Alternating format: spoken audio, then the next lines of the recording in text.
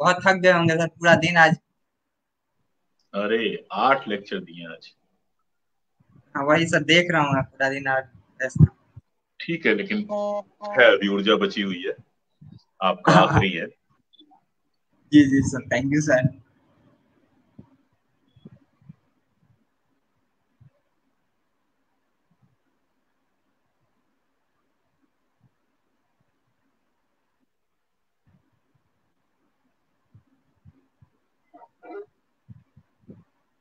मैं शुरू करूं?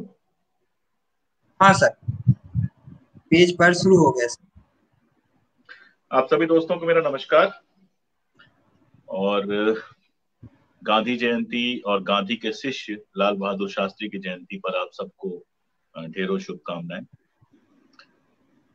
मुझे गांधी और हमारा समय विषय पर बोलना है, जिसके दो हिस्से हैं, एक तो गांधी और दूसरा हमारा समय। तो मैं पलट के बोलूंगा, पहले हमारे समय पर थोड़ी सी बात रखूंगा और फिर मैं गांधी पर बात करूंगा।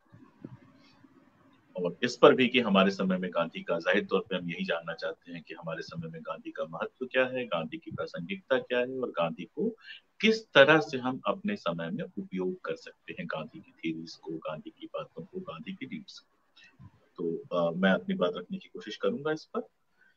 हमारा समय, हम जिस समय में जी रहे हैं, अगर उस समय की कुछ लाक्षणिकताएं हमें बतानी हो तो शायद 3 लाक्षणिकताएं हम अपने समय की बता सकते हैं। इन तीनों पर थोड़ा सा हमें विस्तार से बात करनी है। पहली और सबसे बड़ी जो लाक्षणिकता है वो है हिंसा। हमारा समय भयावह रूप से हिंसक समय है। हम लोग दिल्ली में रहते हैं और हम जानते हैं दिल्ली में क्या स्थिति है। मतलब एक कार चली आ रही है, उससे मोटरसाइकिल टच हो जाती है, इतने में हत्याएं हो जाती हैं। परिवारों के अंदर हिंसा बढ़ी है। हम जिस सोशल मीडिया पे हम सब हैं, आप देखिए कि जो गालियां, जो भाषा, जो बदतमीजी कहीं नहीं होती थी कभी, या होती भी थी तो जिसका होना बुरा माना जाता था। घर में अगर कोई बच्चा गाली दे रहा है तो उसको बुरा माना जाता था।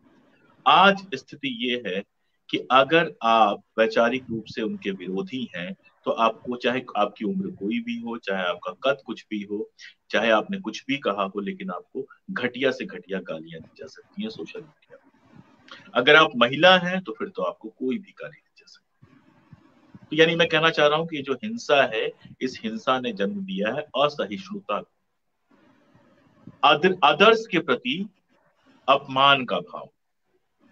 जो हमारे जैसा नहीं है वो गलत है, जो ठीक हमारी वाली बात नहीं कहता है वो देशद्रोही, जो हमसे उलट बात कहता है वो देशद्रोही है। वो फिर दुनिया की सारी गालियों का पात्र है। यानी विरोधी विचारों को सुन पाने का हमारे अंदर धैर्य नहीं बचा है।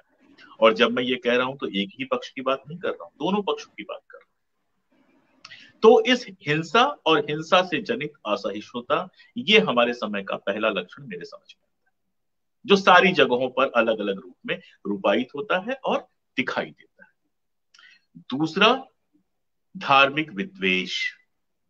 जिस सर्वधर्म संभाव की, जिस सेक्युलरिज्म की, जिस गैर सांप्रदायिक व्यवहार की बात होती थी, उसके उलट हम एक ऐसे समय में आए हैं कि दोनों जो प्रमुख धर्म हैं हमारे देश के, अभी थोड़ी देर के लिए क्रिश्चियनिज्म को और बौद्धिज्म को छोड़ दें, जब गांधी पे बात करूंगा तो उन पे बात किया जाएगा, लेकिन हिंदू और मुस्लिम जो दोनों प्रमुख धर्म हैं, दोनों में कट्टरपंथी ताकतें लगातार मजबूत हुई। दोनों धर्मों की सम्यक आलोचना करना असंभव हुआ है और दोनों धर्म एक दूसरे के समक्ष शत्रु की तरह सामने आए। यानी सर्वधर्म संभाव की जगह, यह भी जो अदरिंग का प्रोसेस जो मैं बता रहा था, ये धर्म के समय भी, धर्म के क्षेत्र में भी लागू होता है उसी तरह से, कि जो हमारे धर्म का नहीं है या जो हमारे धर्म की आलोचना करता है, उसकी हत्या किया जाना भी वाजिब है। आप देखते हैं कि हालत यहां तक आती है कि हमारे लेखकों की जब हत्याएं हुई तो उन हत्याओं को लोगों ने सेलिब्रेट किया। स्वामी अग्निवेश की जब हत्या हुई, हत्या नहीं हुई, स्वामी अग्निवेश जब मरे, तो स्वामी अग्निवेश के मरने के बाद एक बड़े आईपीएस ऑफिसर ने, रिटायर्ड आईपीएस ऑफिसर ने ट्विटर पर लिखा, जिसका सारांश ये था कि अच्छा हुआ मर गया। तो ये जो एक असहिष्णुता धर्म के आधार पर पैदा हुई है, वो सर्वधर्म संभाव का जो हमारा संवैधानिक मूल्य है उस पर खतरे की तरह। ये तीसरा जो इसी से पैदा होता है, जातिवाद का प्रचंड उत्थान। मैं ऐसा नहीं कह रहा हूं कि जातिवाद इस देश में था नहीं। हमारे जैसे पूर्वीय जो पूर्वी उत्तर प्रदेश में पैदा हुए हैं वो अच्छी तरह से जानते हैं कि जातिवाद इस देश में हमेशा से था। लेकिन जातिवादी होना अच्छी बात नहीं मानी जाती थी, उसको मोरल सैंक्शन नहीं था, नैतिक रूप से उचित नहीं माना जाता था। आज आप दिल्ली से लेके गोरखपुर तक गाड़ियां देखिए, पीछे लिखा हुआ है पंडित, जाट, ठाकुर, शेख। मतलब ये जो जातियां हैं इनका प्रदर्शन बढ़ा है एक तरफ, और इसकी वजह से जातीय दुराग्रह बढ़े हैं। ये भी अदरिंग का है, ये सारी चीजें अदरिंग से जुड़ती हैं कि हमारी जाति से जो अदर है वो हेय है, हमारी जाति से जो अलग है वो हेय है। इसका एक पक्ष दिखता है, जो सवर्ण समाज के लोग हैं, जो सवर्ण पुरुष हैं, उनके द्वारा दलितों के उत्पीड़न, दलितों के साथ बदतमीजी, दलितों के साथ बुरे व्यवहार के रूप में। तो दूसरा रूप दिखाई देता है जो अंबेडकरवादी आंदोलन है उसके भीतर गांधी के लिए भयावह घृणा के रूप में। जब भी हम देखें तो सारे जितने इसके परिणाम हुए हैं सबको देखेंगे, तभी अपने समय को समझ पाएंगे। और इन तीन चीजों से मिलकर जो दूसरी अदरिंग पैदा होती है वो कश्मीर जैसे इलाके जो हैं, उत्तर पूर्व जैसे इलाके जिनकी संस्कृति हमसे अलग है, जिनका व्यवहार हमसे अलग है, जिनका इतिहास हमसे थोड़ा अलग है, इन सब के प्रति घृणा और नफरत के रूप में, इन सबको अपने से कमतर करके देखने में। आप जानते हैं नॉर्थ ईस्ट के जो लोग हैं उनको चिंकी दिल्ली में कहा जाता है। कश्मीरियों के साथ तो जो व्यवहार होता है वो आपको पता ही है। यानी जो हमसे अलग है वो हमसे कमतर है। ये अदरिंग का प्रोसेस हमारे समय में बहुत तेजी से बढ़ा है। यानी हमारा समय ऐसा है जो दोस्त बनाने वाला नहीं, दुश्मन बनाने वाला है। एक खास जो हिंदुत्व की विचारधारा है, जो सामाजिक सुधारों का विरोध करती है, जो पारंपरिक धर्म है उसकी उसकी जो मैं जब गांधी पे बात करूंगा तो इस पे और विस्तार में बात करूंगा, उसका उसका जो एक कट्टर धारा है जो उसकी उसका प्रतिनिधित्व करता है, वो अपने धर्म और अपने जाति और अपने जेंडर और अपने लोकेशन से अलग बाकी सबकी आदरिंग कर रहा है, बाकी सबको अन्य बना रहा है और उनसे नफरत करना सिखा रहा है। वो बात तो राष्ट्रीय एकता की कर रहा है, लेकिन दरअसल इन सारी चीजों को बढ़ावा देते हुए वो अनेकता पैदा कर रहा है देश के अंदर, एक अजीब सी स्थिति पैदा कर रहा है जिसमें देश की जो हमारी पहचान है, भारतीय होने की पहचान है, उसके समक्ष या मनुष्य होने की पहचान है, उसके समक्ष जातीय, धार्मिक, स्थानिक पहचानों को ज्यादा वरीयता देके देश के अंदर लगातार मल्टीपल लेवल के बहुस्तरीय बहुसंस्तरीय विभाजनों को बढ़ावा दिया जा रहा है। ये हमारा समय है, जिस समय की हमारी मोटा मोटी जिसके समय की मेरी मोटा मोटी समझ है। और ये समय तो हमारे देश में है। दुर्भाग्य से पूरी दुनिया में ये दक्षिण पंथ के उभार का समय है। पूरी दुनिया में आप देख रहे हैं दक्षिणपंथी ताकतें अपने अपने तरीके से बढ़ रही हैं, और उन तरीकों और दक्षिणपंथ के प्रभाव की वजह से पूरी दुनिया के अनेक देशों में छोटे मोटे गृह युद्धों जैसी स्थितियां उत्पन्न हो गई। अब इस समय में गांधी कैसे काम आए, पहले तो देख लें गांधी कौन। गांधी सोचेंगे तो एक बूढ़ा आदमी, हाथ में लाठी, आगे पीछे कुछ लोग, और बहुत तेज कदमों से चला जा रहा है। गांधी सोचेंगे तो प्रार्थना सभा में बैठ के बहुत धीमे स्वरों में बात कर रहा एक आदमी है। गांधी सोचेंगे तो अपने समय में जितनी चिट्ठियां आ रही हैं सारी चिट्ठियों का जवाब दे रहा है, छोटी से छोटी चीज से लेके बड़ी से बड़ी चीजों की पर आम लोगों से बात कर रहा है, आम लोगों से सलाह कर रहा है, और जब भी मौका मिल रहा है वो भाग के किसी गांव में चला जाता है और गांव में जाकर वहां की समस्याओं, वहां की परेशानियों से लोगों के साथ मिलकर जूझना शुरू करता है। इस गांधी को जब मैंने डिकोड करना शुरू किया, जितनी मेरी औकात थी, जितनी मेरी समझ थी, जब गांधी के 92 खंड के जो complete collected works of Mahatma Gandhi, जिसको हम लोग CWMG कहते हैं, उसको खंगालना शुरू किया। मैं ये दावा नहीं कर रहा हूं कि मैंने 92 खंड पढ़ लिए हैं, लेकिन जब उसको खंगालना शुरू किया, बाद के 30-35 खंड ढंग से पढ़े, शुरू के खंड ऊपर नीचे करके देख लिए, तो गांधी की तीन चीजें मुझे समझ में आई। गांधी का एक जंतर जो मेरे समझ में आया, उसमें तीन मोती है। मेरे समझ में यह आया कि गांधी की टैक्टिस बदलती रही है।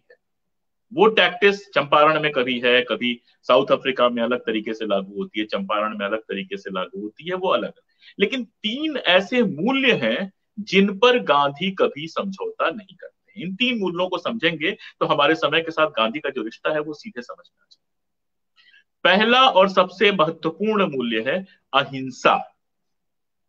इस अहिंसा के साथ सत्य अपने आप जुड़ जाता है। अहिंसा वो मूल्य है जिस पर गांधी ने कभी समझौता नहीं किया। इस अहिंसा को समझने की जरूरत है। एक उदाहरण देता हूं जो गांधी का ही उदाहरण है, उससे अहिंसा समझ में आएगी। गांधी उदाहरण देते हैं चूहे और बिल्ली का। वो कहते हैं कि जब बिल्ली चूहे पे हमला करती है, उस समय चूहा अगर हाथ जोड़ के खड़ा है या बचने की कोशिश करता है, तो वो अहिंसा नहीं है, क्योंकि वो और कर ही क्या सकता है, वो कमजोर है। उसका एक ही तरीका है, किसी तरह से वो बच के निकल जाए। अगर नहीं बच के निकल पाएगा, बिल्ली उसको खा जाएगी। ये अहिंसा नहीं है। अहिंसा तब है जब यदि किसी तरह से बिल्ली के अंदर इतनी चूहे के अंदर इतनी ताकत आ जाए कि गांधी जो है, संकेत पांडे जी, यहाँ गालियां देने से कोई फर्क नहीं पड़ेगा, मैं लगातार बोलता रहूंगा। तो ये एक बार और आखिरी बार आपको जवाब दे रहा हूं कि आप 10-5 और गालियां टाइप करके यहाँ पेस्ट करते हैं, मेरे ऊपर कोई असर नहीं पड़ने वाला। ये सब मैंने बहुत सुना।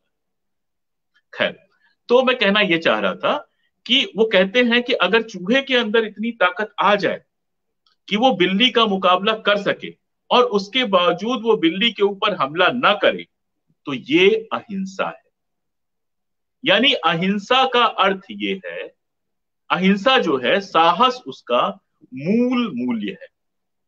बिना साहस की अहिंसा जो है वो कायरता है। आप देखते हैं गांधी के ऊपर साउथ अफ्रीका में भी और यहां पर भी बार बार यह आरोप लगता है कि पैसिव, गांधी की जो अहिंसा थी वो पैसिव प्रतिरोध का मामला था, सत्याग्रह। गांधी बार बार कहते हैं कि ये पैसिव नहीं है, ये एक्टिव है। इसमें दूसरों को कष्ट देने की जगह खुद पर कष्ट झेला जाता है। इसमें लाठी चलाने की जगह बिना कोई परेशानी हुए, बिना कोई दुख उठाए, बिना कोई दुख व्यक्त किए, बिना कोई अफसोस व्यक्त किए लाठी खाई जाती है।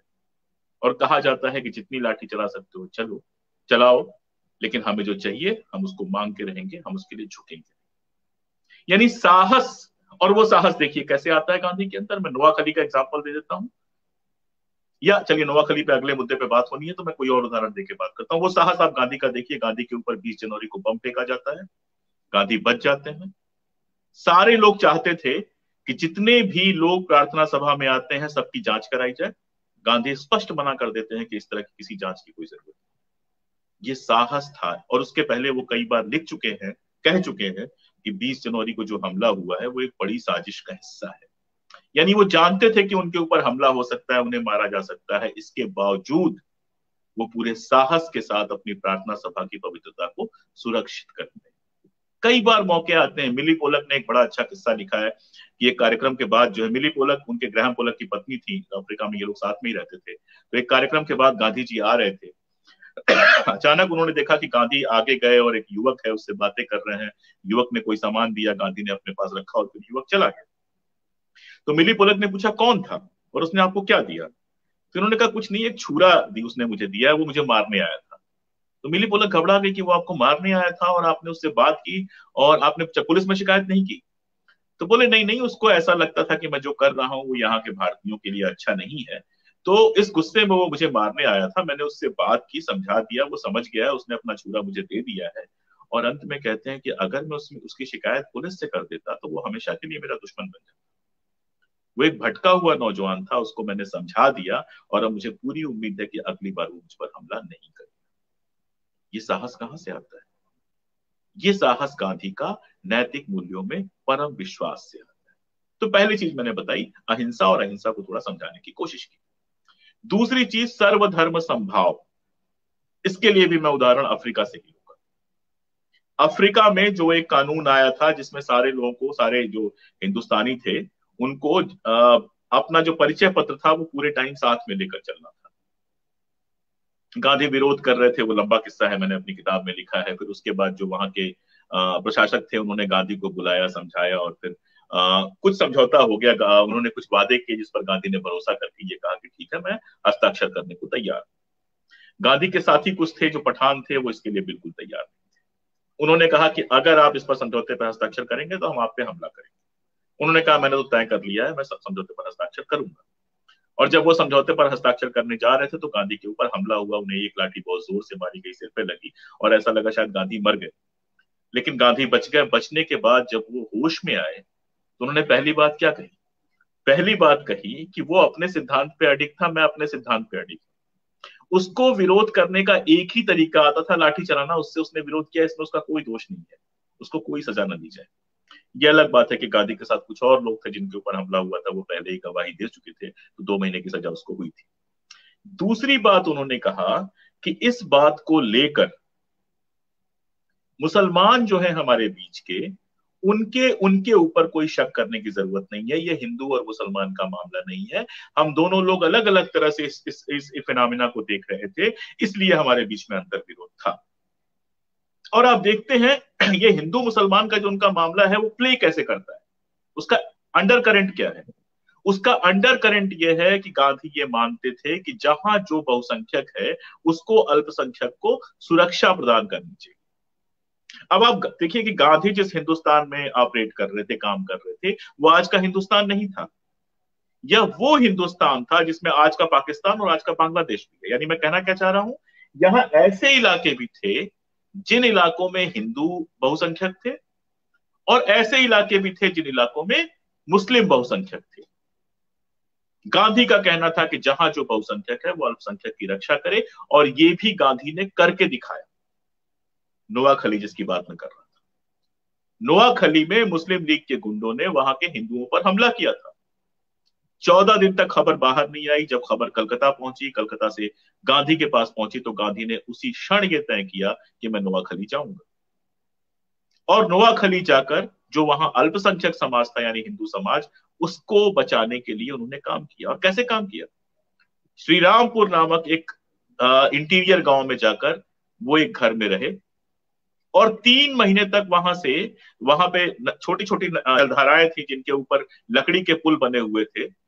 मैं बार बार प्रोफेसर निर्मल कुमार बोस का नाम लेता हूँ। प्रोफेसर निर्मल कुमार बोस उनके साथ नोआखली गए थे, और उन्होंने उनके सचिव और उनके दुभाषिए की भूमिका निभाई थी। प्रोफेसर बोस ने एक किताब लिखी है। इस किताब का नाम, जो लोग पढ़ने में रुचि रखते हैं, इस किताब का नाम नोट कर लें, my days with Gandhi, professor Nirmal Kumar Bose. ये किताब आप इंटरनेट पे सर्च करेंगे तो लीगल तरीके से archive.org पे आपको ये किताब मिल जाएगी, और इसको आप पढ़ेंगे तो जानेंगे कि नोआखली में गांधी किस तरह से काम कर रहे थे। गांधी न केवल हिंसा को रोकने की कोशिश कर रहे थे, बल्कि उनसे, प्रोफेसर बोस से, बांग्ला भी सीख रहे थे ताकि वहां के लोगों से बात कर सके।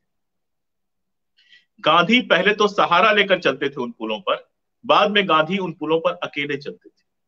उनके रास्ते में कभी शीशे बिछा दिए गए, टुकड़े शीशों के, कभी उनके रास्ते में विष्ठा बिछा दी गई, कभी उनको मारने की कोशिश हुई। लेकिन गांधी मुस्कुराते हुए, एकला चलो रे कहते हुए, एक एक गांव में जाके लोगों को समझाते रहे। और क्या समझाते रहे ये समझना जरूरी है। जब मैं कश्मीरी पंडितों के बारे में सोचता हूं तो मुझे गांधी की बहुत याद आती है। गांधी कहते रहे कि अपनी जमीन, अपना जड़ आप छोड़कर नहीं जाओगे। अगर किसी गांव में एक भी हिंदू परिवार है तो उसे अपना घर नहीं छोड़ना चाहिए। उसे पूरी ताकत के साथ, पूरी श्रद्धा के साथ अपने अधिकार की रक्षा करनी चाहिए। और बहुसंख्यक वर्ग को क्या सिखा रहे थे, बहुसंख्यक वर्ग को वो ये सिखा रहे थे, जो मुस्लिम वर्ग था, कि ये जो आपने किया है ये पाप है, इसका आपको प्रायश्चित करना चाहिए। और ये प्रायश्चित कैसे करना चाहिए, कि जो लोग चले गए हैं उनको वापस बुलाना चाहिए, उनके सुरक्षा की गारंटी देनी चाहिए। हर गांव में एक डिफेंस कमेटी बननी चाहिए जिसमें बराबर की संख्या में हिंदू और मुस्लिम युवा हों, और वो प्रण करें कि चाहे हमारी जान चली जाए, हम अल्पसंख्यकों पर हमला नहीं होने देंगे। मैं ये नहीं कह रहा हूं कि नोआखली में गांधी पूरी तरह से सफल हो गए थे, लेकिन इस हद तक तो सफल हो ही गए थे कि हिंसा का वो दौर रोक लिया। और उसके बाद कलकत्ता आए। कलकत्ता की कहानी आप लोग जानते हैं, वो ज्यादा प्रसिद्ध कहानी है। कलकत्ता से लौटते वक्त उनसे कहा गया कि अपना एक संदेश दे दीजिए। बेलिया घाटा के एक मुस्लिम घर में वो रुके हुए थे, तो उन्होंने संदेश बांग्ला में लिखा। आप सब लोग उस संदेश से परिचित हैं। गांधी लिखते हैं, मेरा जीवन ही मेरा संदेश है। अभी भी बेलिया घाटा का जो वो घर है, उसको गांधी स्मृति बना दिया गया है, और वहां एक खंबे पर ये उत्कीर्ण है बांग्ला में, मेरा जीवन ही मेरा संदेश है। और ये बात गांधी कहते भी हैं, एक अलग तरीके से कहते हैं, पता नहीं मैंने यहाँ कहा कि नहीं, कई जगह कह चुका हूँ। गांधी कहते हैं कि अगर मेरी पहली बात और दूसरी बात में कोई कॉन्ट्रडिक्शन दिखाई दे तो दूसरी बात को सही मानो, और अगर दूसरी बात भी समझ में ना आए तो मैंने उस मुद्दे पर क्या किया है उसको सही मानो। इसीलिए मैं बार बार कहता हूं कि गांधी थियरटिशियन नहीं थे, उन्होंने कोई थीरी नहीं दी थी। उन्होंने जो किया वही उनकी थीरी थी, इसीलिए वो कह सके मेरा जीवन ही मेरा संदेश है। नोआ खली से लौट के जब वो दिल्ली आए तो दिल्ली में अल्पसंख्यक कौन था? मुस्लिम थे। तो उन्होंने मुसलमानों की सुरक्षा के लिए काम किया, जिसको मुस्लिम तुष्टीकरण कह दिया जाता है। और उस समय लोग भूल जाते हैं कि वह ये करते हुए दिल्ली में वो लगातार कह रहे थे कि मुझे पंजाब जाना है। पंजाब मतलब कौन सा पंजाब? जो पाकिस्तान में चला गया था, और वहां जो अल्पसंख्यक हिंदुओं के साथ हो रहा है वो हिंसा रोकने की कोशिश कर रहा है। आप अगर 30 जनवरी के पहले के गांधी की प्रार्थना सभाएं, गांधी के पत्र और गांधी के भाषण पढ़ें तो आप देखेंगे कि वो जिन्ना के प्रति किस गुस्से से भरे हुए हैं, और पाकिस्तान में हिंदुओं के साथ जो कुछ हो रहा था बहावलपुर और बाकी जगहों पर, उसको लेकर वो कितनी चिंता व्यक्त कर रहे थे और लगातार कोशिश कर रहे थे कि उसको रुकवाया जा सके। तो मैंने बताने की कोशिश की कि सर्वधर्म समभाव का, जब मैं 1 मिनट पानी ले लूंगा, सर्वधर्म समभाव का जो पूरा मामला था गांधी का, उसमें 2 चीजें थी। एक तो सभी धर्मों के कट्टरपंथ का निषेध। आप देखिए कि गांधी जो है हिंदू थे, गांधी की लगातार प्रार्थना सभाएं चलती थी, लेकिन गांधी को कभी मंदिर में जाते हुए कोई फोटो आपको नहीं दिखाई देगा। किसी धार्मिक अवसर पर उपवास करता हुआ उनको फोटो नहीं दिखाई देगा। उन्होंने जो उपवास किए, मैंने अपनी किताब में उपवासों की एक लिस्ट दी है, वो उपवास कितने अजीब अजीब है। अस्पृश्यता विरोधी आंदोलन वो चला रहे थे, उसमें एक दलित के ऊपर सनातनियों ने हमला किया, बोले मैं इसका प्रायश्चित करूंगा, और 21 दिन तक वो व्रत में रहे। जेल में थे, उन्होंने कहा कि मुझे भंगी का काम दिया जाए। अब वो बेचारा मेजर जो जेलर था वो घबरा गया कि इतने बड़े नेता से भंगी का काम कैसे कराएंगे। गांधी जी अनशन पे बैठ गए। एक बार जेल में थे और उनके एक साथी ने ये मांग की कि मुझे भंगी का काम दिया जाए, और जब उसको नहीं दिया गया तो वो अनशन पे बैठ गया। गांधी उसके समर्थन में अनशन पे बैठ गए। और मैं अगर ये बताऊं कि गांधी पहली बार अनशन पे कब बैठे थे तो शायद बहुत सारे लोगों को आश्चर्य होगा। कपड़ा मिल जो थी अहमदाबाद की, वहां के मजदूर मांग कर रहे थे कि हमारी तनख्वाह बढ़ाई जाए। मिल मालिक तैयार नहीं हो रहे थे। गांधी ने कहा कि हड़ताल की जानी चाहिए, जबकि मिल मालिक जो है सारा भाई वगैरह वो गांधी के बड़े प्यारे दोस्त थे। मजदूरों ने हड़ताल कर दी, और कितना मजेदार सीन था कि एक तरफ मालिक जो सारा भाई है वो हड़ताल का विरोध कर रहे थे, और दूसरी तरफ सारा भाई की जो बहन थी जो गांधी के साथ थी, ये लोग मिलकर हड़ताल का समर्थन कर रहे थे। 4-5 दिन जब हड़ताल के बीत गए, मजदूरी नहीं मिल रही थी, तो जब मजदूरों को परेशानी होने लगी, तो उनकी प्रार्थना सभा में किसी मजदूर ने कहा कि गांधी और मैडम जो सारा भाई हैं इनको तो कोई समस्या है नहीं, ये तो कार से घूमते हैं, दोनों टाइम खाना खाते हैं, अगर हड़ताल चलती रही तो हमें दाल रोटी मिलनी बंद हो जाएगी।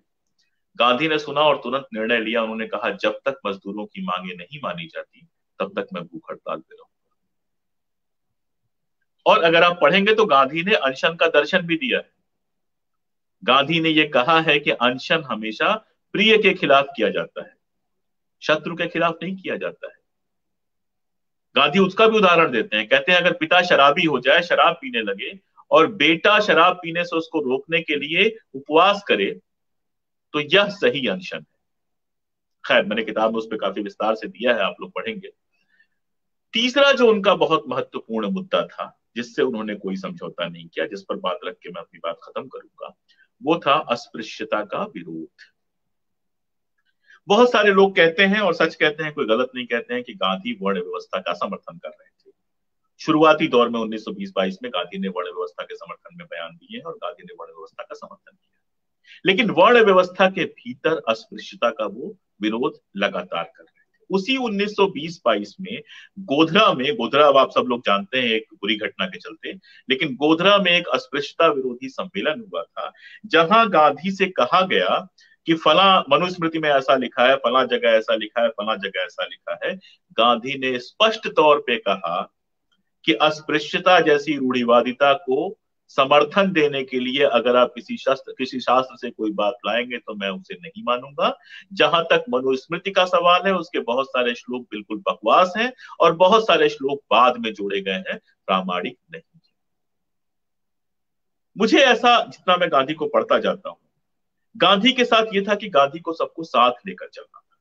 गांधी ये समझ रहे थे कि जाति व्यवस्था भारत के अंदर कितने गहरे जड़ जमाई। गांधी ये जानते थे कि अगर सीधे जाति व्यवस्था पर वो हमला करेंगे तो शायद लोग उनके साथ ना आए। इसलिए जाति व्यवस्था की सबसे कमजोर नस जिसके सहारे दलितों को, जिनको उस समय अछूत कहा जाता था, मुख्य धारा से अलग रखा गया, वो उन्होंने पकड़ी, अस्पृश्यता विरोध। और आप देखेंगे कि गांधी बार बार पत्रों में और बाकी जगहों पे कहते हैं कि अस्पृश्यता विरोध से मैं वर्ण व्यवस्था को लगातार कमजोर कर रहा हूं। मैंने अपनी किताब में बहुत विस्तार में किया है।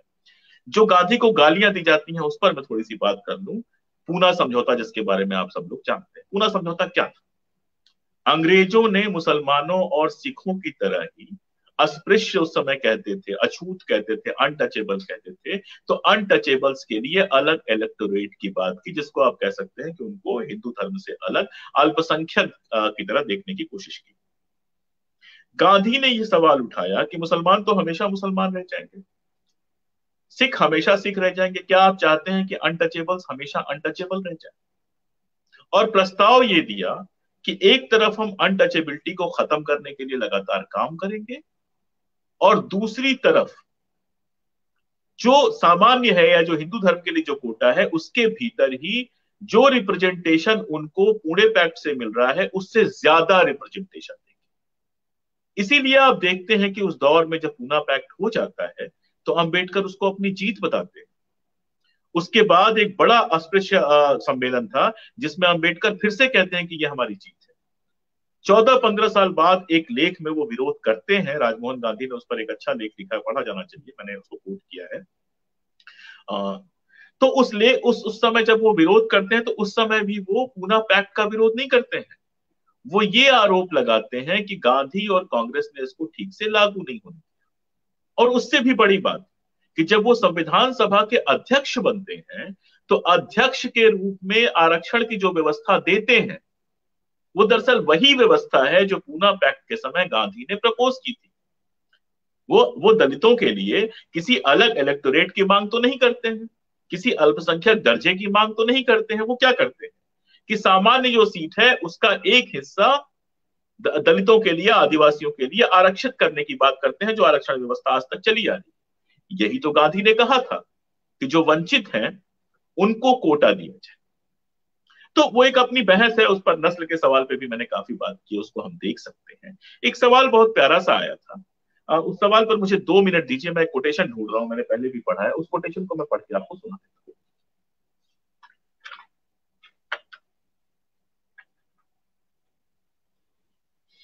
बस मुझे 2 मिनट दीजिए, मुझे मालूम होता तो मैं पहले जरूर के रखता।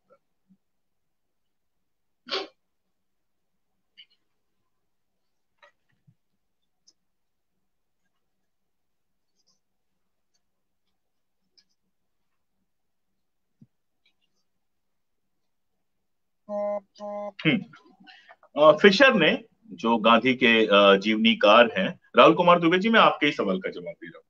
फिशर ने लिखा है गांधी के बारे में, गांधी के उस अनशन के बारे में जो पूना पैक्ट के पहले उन्होंने किया था। आप जानते हैं उस अनशन के साथ उन्होंने ये डिमांड की थी कि अस्पृश्यतों के साथ सहभोज का आयोजन किया जाए, अस्पृश्यतों को मंदिरों में प्रवेश दिया जाए, वगैरह वगैरह। तो फिशर लिखते हैं, यह अनशन अस्पृश्यता के 3000 वर्षों से अधिक के शाप को नहीं मिटा सका। मंदिर में घुसना किसी बेहतर नौकरी में जाना नहीं है। हरिजन भारतीय समाज की तलछट पर ही रह गए। जब गांधी ने संतरे का जूस पिया तो वह बंटवारा समाप्त नहीं हो गया, लेकिन इस अनशन के बाद अस्पृश्यता को जो सामाजिक स्वीकृति मिली हुई थी वह खत्म हो गई। इसमें जो भरोसा था वो नष्ट हुआ, इसे नाजायज माने जाने लगा। अब कई जगहों सामाजिक रूप से दलितों से संपर्क रखना अनुचित माना जाता था। अब कई जगहों पर सामाजिक रूप से उनसे दूरी बनाना गलत माना जाने लगा। अस्पृश्यता का व्यवहार करने वालों को कट्टर और प्रतिक्रियावादी माना जाने लगा।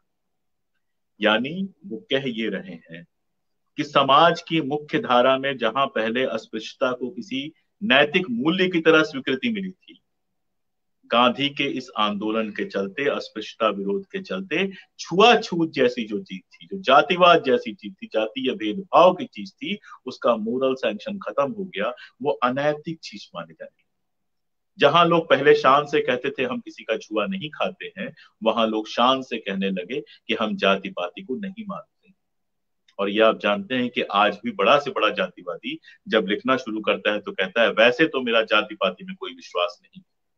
यानी एक मोरल वैल्यू के रूप में जाति पाति को अच्छी की जगह बुरी चीज में बदलने में वो कामयाब। अब उस पे आगे कैसे काम होना था, क्या चलना था, कैसे चलना था। 1942 में गांधी कहते हैं कि मैं केवल अंतरजातीय विवाहों में शामिल होऊंगा। 1946 में कहते हैं कि अगर मैं 125 साल जिंदा रह गया तो मैं जाति व्यवस्था को पूरी तरह, वर्ण व्यवस्था को पूरी तरह से समाप्त कर दूंगा। तो वो सब तो होते तो क्या होता वाला मामला बिल्कुल अलग है।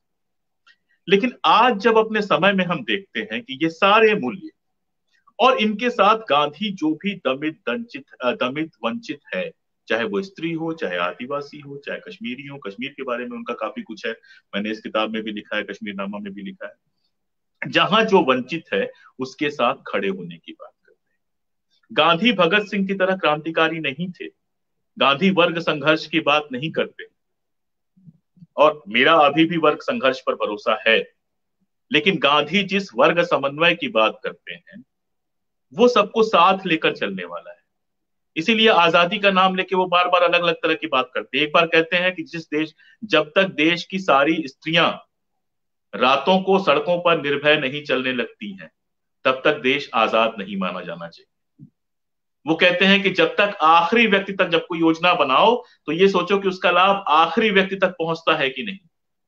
स्वराज की जो उनकी पूरी कल्पना है, नई तालीम की जो उनकी पूरी कल्पना है, उसमें पूंजीपतियों के विनाश की बात तो नहीं है, लेकिन उसमें जियो और जीने दो का एक भाव है, उसमें सर्वधर्म समभाव का एक भाव है। मैं नास्तिक हूं, मेरा धर्म पर कोई विश्वास नहीं है, और मेरी दृढ़ मान्यता है कि अंततः नास्तिकता ही दुनिया से सांप्रदायिकता को समाप्त कर पाएगी। लेकिन गांधी अपने तरीके से सर्वधर्म समभाव की बात करते हैं, और सिर्फ बात नहीं करते हैं, अपने जीवन में उसको प्रैक्टिस करते हैं, अपनी धार्मिकता को उसके अनुरूप ढालते हैं। ऐसे ही गांधी वर्ग संघर्ष में भरोसा नहीं करते, लेकिन वर्ग समन्वय में भरोसा करते हैं। उनका ट्रस्टीशिप का जो सिद्धांत है, अर्थशास्त्र का मैं विद्यार्थी हूं, आप हंस सकते हैं, लेकिन वो हंसी हमें इसलिए आती है कि हम सोच ही नहीं पाते हैं कि मनुष्य का वो नैतिक मूल्य भी हो सकता है, कोई मनुष्य इतने ऊंचे नैतिक वैल्यू वाला भी हो सकता है, यह हमारे लिए कल्पना करना मुश्किल है। इसलिए गांधी काफी असाध्य है। गांधी आसानी से सधने वाली चीज नहीं है। गांधीवादी हो जाना बहुत ही मुश्किल काम है, लेकिन उस दिशा में जितनी दूर हम चलेंगे, उस दिशा में देश जितना आगे चलेगा, यकीन जानिए कि आज के समय की जो विषमताएं हैं, आज के समय की जो विडंबनाएं हैं, उनके खिलाफ उतना ही बेहतर वो कर पाएगा। जितना ज्यादा हम दूसरे संप्रदायों, दूसरे धर्मों, दूसरी जातियों, यानी कि जो हमारे आदर्श हैं, जितना ज्यादा उनको समझने की कोशिश और सम्मान देने की कोशिश करेंगे, राष्ट्रीय एकता उतनी ही मजबूत होगी। जितना ज्यादा हम वंचित वर्ग के साथ खड़ा होना सीखेंगे, उसकी वंचना दूर करने की कोशिश करेंगे, देश और समाज में उतनी ज्यादा शांति और समृद्धि आएगी। इसे बड़ी आसानी से समझा जा सकता है। आज गांधी को लागू करने का तरीका वही नहीं हो सकता जो गांधी उस समय कर रहे थे। गांधी एक विदेशी सत्ता के सामने खड़े थे, हम एक देशी सत्ता के समक्ष हैं। चाहे वो किसी पार्टी की हो, चाहे कांग्रेस की हो, चाहे बीजेपी की हो, बहुत सारी चीजें हैं जिन पर अलग से बात की जा सकती है, विस्तार में नहीं देना चाहता हूं। तो चाहे कोई भी पार्टी हो, ऐसा नहीं है कि 2014 के बाद बहुत कुछ बदल गया है। ईमानदारी की बात यह है कि 2014 के पहले जो कुछ सतह के नीचे था वो अब सतह के ऊपर आ गया है। 2014 में कुछ ऐसा नहीं हुआ कि अचानक सांप्रदायिक लोग पैदा होने लगे। ये सब लोग हमारे समाज में थे। गोडसे की किताब जो थी वो हमारे समाज में सब कुछ आराम से बंट रही थी, लोग पढ़ रहे थे, लेकिन उसकी मेन स्ट्रीमिंग शुरू हुई 2014 के बाद। और इसीलिए अगर गांधी के रास्ते पर चलते हुए उनका जो करो या मारो का नारा नहीं था मित्र आकाश बघेल, उनका नारा करो या मरो का नारा था। और इसी से समझना चाहिए कि अगर हिंसा का नारा होता तो उसको करो या मारो का नारा होता। अहिंसा का नारा था जिसमें मारने की नहीं मरने की बात थी। आजादी के लिए लड़ो, सत्याग्रह करो, और उस हद तक करो कि अगर तुम्हारी हत्या भी हो जाए तो भी तुम उसमें संलग्न रहो। ये नारा था, इसीलिए वो अहिंसक नारा था, वो हत्या करने की बात नहीं कहता था। मुझे लगता है आज मैं क्षमा चाहूंगा, मतलब अब मेरा गला शरीर सब जवाब दे रहा है। किसी दिन फिर हम लोग बैठेंगे तो घंटा 2 घंटा 3 घंटा जितना आप चाहेंगे मैं आप लोगों से बात करूंगा।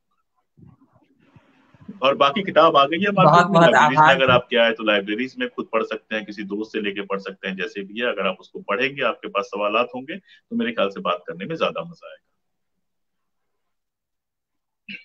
बिल्कुल बिल्कुल बिल्कुल। सर, चिंतन परिवार की तरफ से आपने समय निकाला, उसके लिए बहुत बहुत आभार। पता था मुझे कि आज का दिन आपके लिए कितना व्यस्त है, और फिर भी आपने हमारे लिए समय दिया। इसके लिए बहुमूल्य समय दिया, इसके लिए मैं भी बहुत बहुत आपका आभार बहुत सर। आभारी हूँ, ऐसे ही आपने आपका युवा प्यार साथियों से स्नेह जुड़ने बना का रहे। मौका दिया, बहुत बहुत आभार। आप जब बुलाएंगे मैं जरूर समय दूंगा। ये कोरोना काल खत्म हो तो आप लोगों के बीच में बैठ के बात करूंगा चाय पीते हुए, तो और मजा आएगा। सर, और आपके नए किताब के लिए बहुत बहुत आपको बधाई। और मैं जल्दी ही इस किताब को पढ़कर एक संजय जरूर, समीक्षा आपको दूंगा। शुक्रिया। चलिए चलिए चलिए, ओके, नमस्कार, तीनों को नमस्कार। शुक्रिया सर, शुक्रिया। Thank you sir.